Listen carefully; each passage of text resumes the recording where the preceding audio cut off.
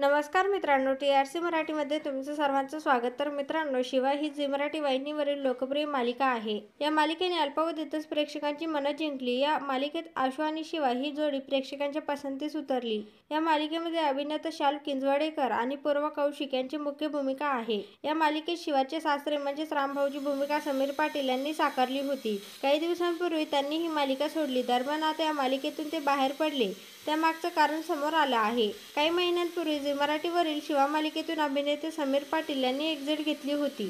त्यांनी अचानकपणे मालिका का सोडली, असा प्रश्न अनेकांना पडला होता. पण आता या प्रश्नाचे उत्तर मिळालं आहे. समीर पाटील यांना आता हिंदी मालिकेत झळकण्याची संधी मिळाली आहे. झी मराठीची तुला पाहते रे या मालिकेचा रिमेक तुमसे तुम तक ही हिंदी मालिका ZTV वर प्रसारित होत आहे. शरद केळकर आणि निहारिका चौकशी मुख्य भूमिका साकारत असून नायिकेच्या वडिलांची भूमिका समीर पाटील साकारत आहेत. ही मोठी संधी मिळाल्याने समीर पाटील यांनी शिवा मालिकेला रामराम केला होता.